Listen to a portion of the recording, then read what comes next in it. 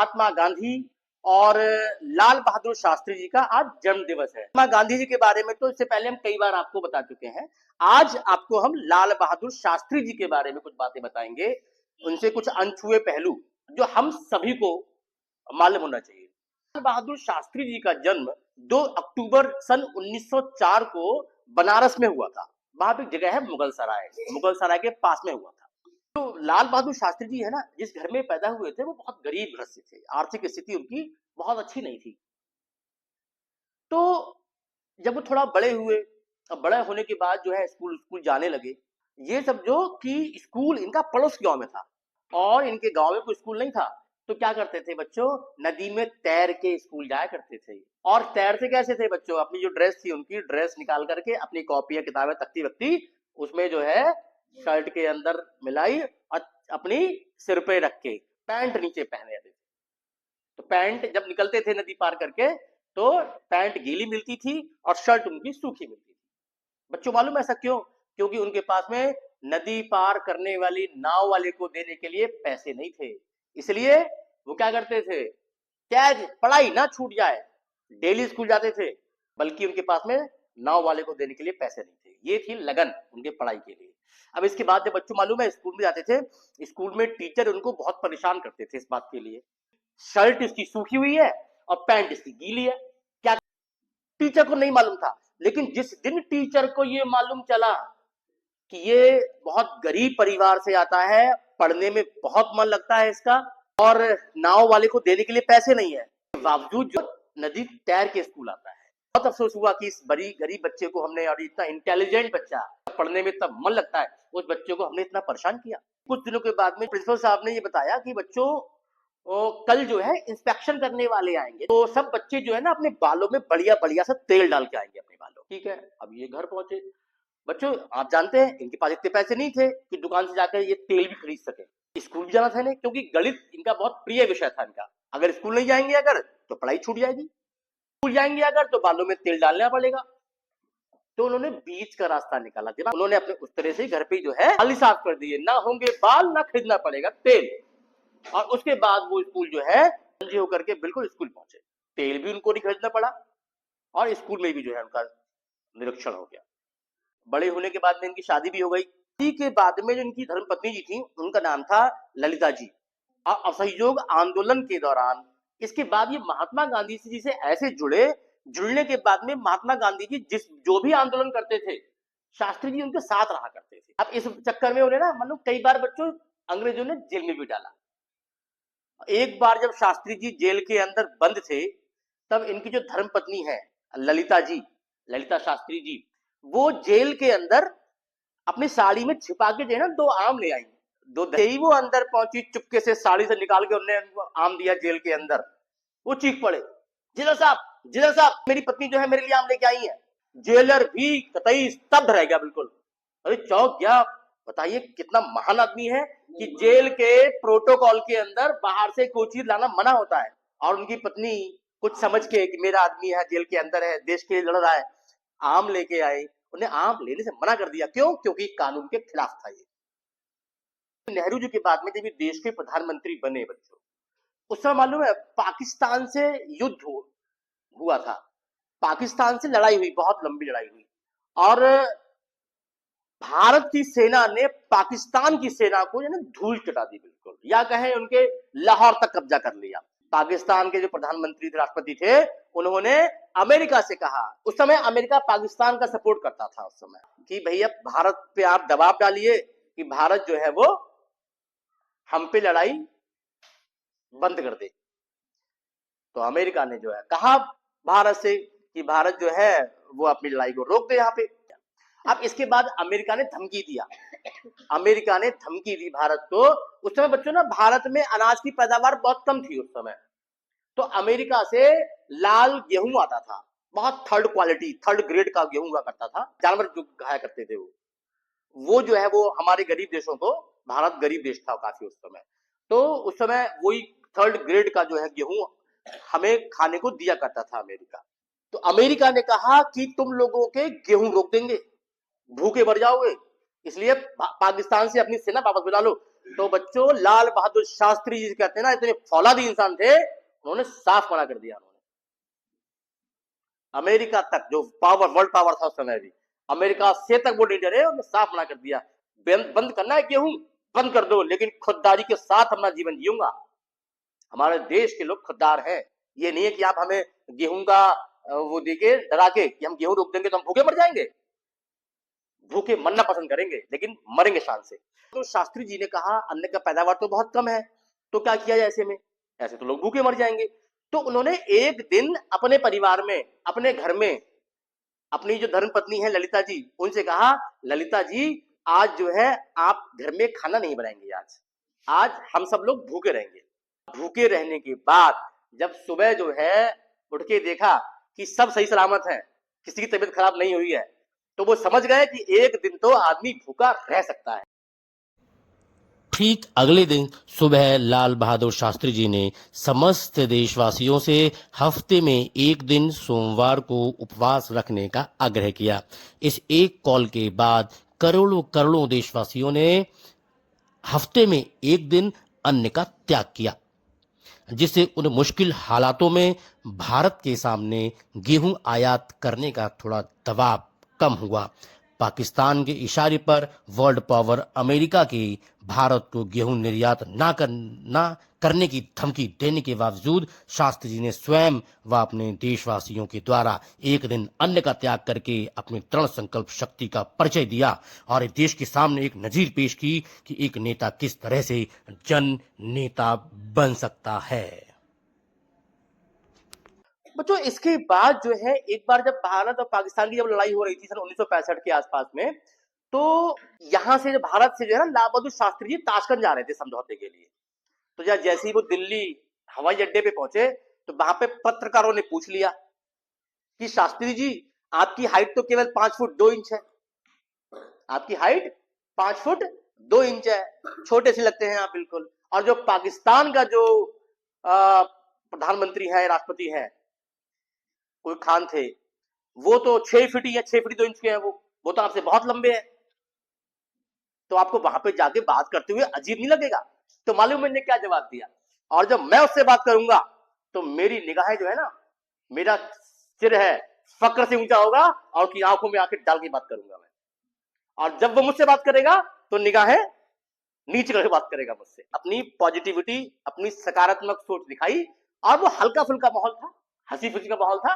पत्रकारों ने हंसी मजाक में पूछा था और लाल बहादुर शास्त्री जी ने हंसी खुशी के माहौल में जवाब दे दिया और सब ठाका मार के हंसने लगे।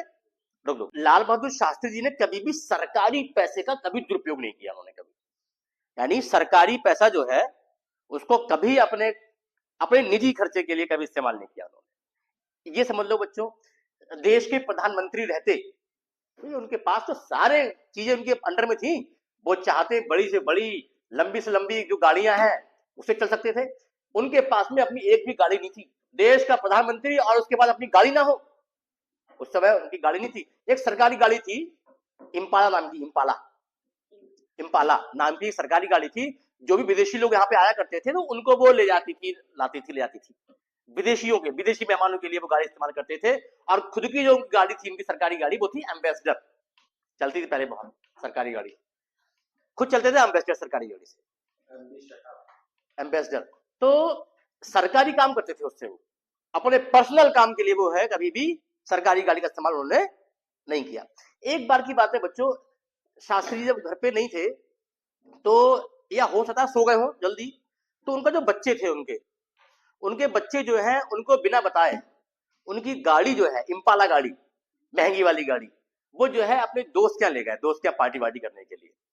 दोस्त कहते थे यार तुम्हारे पापा तो देश के प्रधानमंत्री हैं भारत देश के, तुम्हारे पास इतनी बड़ी बड़ी गाड़ी है, क्यों ना एक दिन गाड़ी लेके आओ, मस्ती करेंगे, मौज करेंगे, पार्टी करेंगे। तो उन्होंने क्या किया, उस बच्चे को मालूम था, शास्त्री जी के बेटे को, कि भाई मेरे पापा तो देश के प्रधानमंत्री हैं। तो क्या किया, वो रात में जो है वो गाड़ी ले गया, और गाड़ी ले जाने के बाद में पार्टी वार्टी करके और जो है वापस रात में गाड़ी घर पे खड़ी कर दी। रात में वो 2-3-4 बजे आए होंगे लौट के। उनको लगा पापा को कौन सा मालूम है, हम गाड़ी ले गए थे। लेकिन जो है ना उनके पापा को चल गया मालूम, सुबह के समय मालूम चल गया उन्हें कि बेटा जो है इम्पाला गाड़ी जो है पार्टी करने के लिए दोस्तों के साथ ले गया था। उन्होंने क्या किया, बुलाया बेटे को। बेटा सो रहे थे लेट, बेटा सुबह सुबह लेट सो रहे थे, 2 3 4 बजे आए होंगे, आराम सो रहे थे। शास्त्री जी गेट खटखटाया 2 बार 3 बार, तब जो है तब भी गेट नहीं खुला। उनको लगा कोई नौकर होकर घर में कोई होगा, फिर दबाया, आवाज दी, तब लगा रे पापा है। तो पिताजी के जो है कहने से वो उठ के जो है बाहर आ गए। अब वो समझ गए कि सारे घर के लोग जो है सब घेरे खड़े हुए हैं, पापा जी बीच में बैठे हुए हैं, पिताजी हमारे, बाबूजी, और जो है वो समझ गया, इसका मतलब पापा को मालूम चल गई कि मैं रात गाड़ी ले गया था। तो वो डांटा नहीं उन्होंने, बोले बेटा ऐसे गाड़ी नहीं ले जाते हैं, है ना, अपने निजी काम के लिए गाड़ी ऐसे नहीं ले जाते हैं। इसके बाद उन्होंने अपने तुरंत सेक्रेटरी जो साथ में था उन्होंने सेक्रेटरी को बुलाया, और सेक्रेटरी को बुला के बोले शास्त्री जी कि ऐसा कीजिए, गाड़ी का मीटर देखिए जरा, कल जो कितने पे मीटर था उसका और अब कितना मीटर है, देख के बताया जरा गाड़ी कितने किलोमीटर चली। तो उन्होंने गाड़ी देख के बताया, गाड़ी रात में 14 किलोमीटर चली साहब, 14 किलोमीटर गाड़ी चली है कल रात में। तो उन्होंने तुरंत सेक्रेटरी से कहा कि ये जो 14 किलोमीटर गाड़ी चली है, इसको जो लॉग बुक है उसके अंदर एंट्री कीजिए कि ये जो गाड़ी है हमारे व्यक्तिगत काम के लिए गाड़ी गई थी ये, और उस गाड़ी का पैसा अपनी धर्मपत्नी से कहा कि इसका जो गाड़ी का पैसा है हम अपने पास से देंगे, और उस गाड़ी जो 14 किलोमीटर की गाड़ी उनके बेटे ने चलाई रात में, उसका पैसा उन्होंने सरकारी खजाने में जमा किया। ये थे लाल बहादुर शास्त्री। भी गाड़ी होनी चाहिए, विदेश के प्रधानमंत्री हैं, अपनी गाड़ी होनी चाहिए। तो इन्होंने जो है सेक्रेटरी से पूछा, भैया उस समय फिएट गाड़ी चलती थी, बढ़िया फिएट गाड़ी कितने की आ रही है? उन्होंने कहा साहब 12,000 रुपए की गाड़ी है। कितने की है? 12,000 रुपए की गाड़ी है, उसमें 12,000 रुपए बहुत हुआ करते थे। तो अब मेरे अकाउंट में कितने पैसे पड़े हुए हैं? तो जवाब आया, साहब आपके अकाउंट में 7,000 रुपए पड़े हुए, 7,000 रुपए आपके अकाउंट में, आपके बैंक खाते में 7,000 रुपए पड़े हुए हैं, और गाड़ी आ रही है 12,000 की। देश के प्रधानमंत्री के पास में इतना पैसा नहीं था कि उस समय वो गाड़ी खरीद सकते थे। तो उन्होंने क्या किया, उन्होंने तुरंत जो है पंजाब नेशनल बैंक से 5,000 रुपए का लोन लिया गाड़ी खरीदने के लिए। 7,000 रुपए थे, 5,000 रुपए का लोन लिया, तब उनके घर में गाड़ी आई थी, फिएट गाड़ी। और जब वो खत्म हुए थे तो उनकी गाड़ी की जो किस्तें हैं वो भी सारी जमा नहीं हो पाई थी। जब वो 4 5 6 साल की किस्तें होती हैं गाड़ी की, जब कोई गाड़ी लेता है, फाइनेंस कराता है, यानी शास्त्री जी जो है जीवित रहते, जिंदा रहते, अपनी गाड़ी की सारी किस्तें भी नहीं जमा कर पाए थे। तो उस समय फिर शास्त्री जी के बाद में प्रधानमंत्री बनी थी इंदिरा गांधी। इंदिरा गांधी ने कहा इनकी पत्नी जी से कि अब तो शास्त्री जी नहीं रहे, अब गाड़ी की किस्तें बहुत बची हुई हैं, तो आप चिंता मत कीजिए, हम बैंक से गाड़ी की जो किस्तें माफ करवा देंगे। मेरे पति तो गुजर गए, लेकिन उनकी आत्मा को अच्छा नहीं लगेगा कि मेरे जाने के बाद ललिता जी ने, उनकी पत्नी ने गाड़ी की किस्तें माफ करा दी। इसलिए जो गाड़ी किस्तें हैं, वो जो पेंशन बन रही है मेरी, उस पेंशन में से गाड़ी की जो किस्तें हैं वो कटती रहेंगी, और 4 5 साल जब भी जो लोन चला होगा, 4 5 6 साल प्रॉपर ललिता जी के पेंशन से गाड़ी की किस्त कटती थी। जिसे कहता है सादा जीवन उच्च विचार। जब लड़ाई हुई थी तो उस समय पाकिस्तान ने भारत पे आक्रमण किया था, तो पाकिस्तान इतना घबरा गया, क्योंकि भारत इतना बड़ा देश, बड़ी सेना, और उस समय अमेरिका जो है ना पाकिस्तान की बहुत साइड लिया करता था। तो पाकिस्तान ने अमेरिका से कहा, भाई जो है हमें थोड़े भारत से बचा लीजिए थोड़ा सा, लेकिन भारत ने बात नहीं मानी। फिर उसके बाद पाकिस्तान गया यूएसएसआर के पास में। बच्चों उस समय एक सोवियत संघ हुआ करता था, बहुत बड़ा देश था, दुनिया का सबसे बड़ा देश था सोवियत संघ। सोवियत संघ के पास गया पाकिस्तान, बोले आज की डेट में ताशकंद, उस समय वो पूरा सोवियत संघ था, पूरा सोवियत संघ पूरा एक देश हुआ करता था। तो ताशकंद के अंदर बुलाया गया भारत के लाल बहादुर शास्त्री जी, और पाकिस्तान से जो उनके राष्ट्रपति थे अयूब खान, वो 6 फुट 2 इंच वाले, और ये 5 फुट 2 इंच वाले। उसमें ये बना कि जो भारत ने पाकिस्तान के दो राज्यों पे जो कब्जा किया है, वो भारत को छोड़ने होंगे।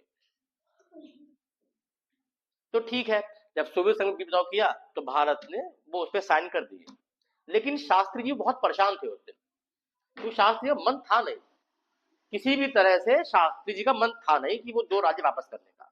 तो उस दिन जो है ना पार्टी जो चल रही थी वहां पर समझौते के बाद में ताशकंद में, उसमें भी हिस्सा इन्होंने नहीं लिया था। ये भी फिर अपने होटल में वापस आ गए थे। अब होटल में बच्चों वापस आने के बाद आराम कर रहे थे, और बच्चों आराम करते करते जो है ना सुबह के समय देखा तो वहां पे उनकी डेड बॉडी मिली। वहां पे जब कमरा खोला गया तो उसके अंदर वो बॉडी उनकी 5 फुट 2 इंच की जो बॉडी थी उनकी पार्थिव शरीर, वो बिस्तर पे उनके पड़ा हुआ था। उस समय की जो सोवियत संघ की सरकार थी उन्होंने भी वहां पे पोस्टमार्टम नहीं कराया कि वास्तव में हार्ट अटैक से ही डेथ हुई है या किसी ने जहर दिया है। भारत में उनकी बॉडी आई थी, भारत में बॉडी आई हवाई जहाज से, उस समय भी उनका पोस्टमार्टम नहीं कराया गया। देश के प्रधानमंत्री खत्म हुए थे तो पोस्टमार्टम लोगों की मांग थी, परिवार वालों की मांग थी कि पोस्टमार्टम कराया जाए, इनकी वास्तव में इनकी स्वाभाविक मृत्यु हुई है या फिर किसी इनके साथ में कोई षड्यंत्र हुआ है। कोई ना तो सोवियत संघ की सरकार ने पोस्टमार्टम कराया, ना भारत की सरकार ने पोस्टमार्टम कराया। और बच्चों जब उनकी बॉडी आई थी, उनकी बॉडी नीली थी, पूरी तरह से उनकी बॉडी नीली पड़ी हुई थी, जो इस बात का संकेत है कि उनको जहर दिया गया था।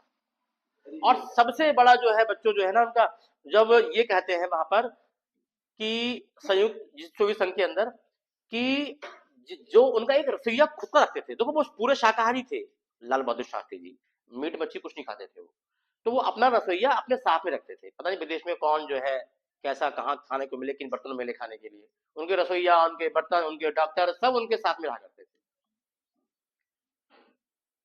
तो उस दिन जो रसोईया था साथ में, उस दिन वो रसोईया भी बदल गया था उनका, जिस दिन उनकी डेथ हुई थी उस दिन उस रसोईया को भी वहां से हटा दिया था, उसकी जगह कोई और आया था, कोई पता नहीं पाकिस्तान का कोई रसोईया था, उस रसोइयों को जो है वहां पे तैनात किया गया कि शास्त्री जी के लिए आप खाना बनाइए।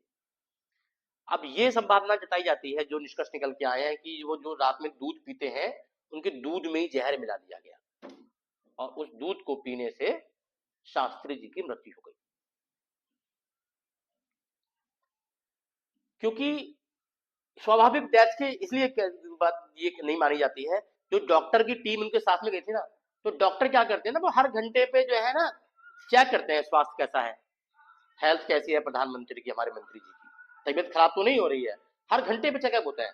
तो जो उनका रिकॉर्ड देखा गया था, उनका हर घंटे पे जो उनका जो रिपोर्ट बनी हुई थी, तो उनका स्वास्थ्य पूरी तरह सही था, उनका स्वास्थ्य पूरी तरह सही था, उनके स्वास्थ्य में कोई गड़बड़ी नहीं थी जिसे कहा जाए कि इनको हार्ट अटैक हुआ है। हार्ट अटैक आने की कोई गुंजाइश थी नहीं।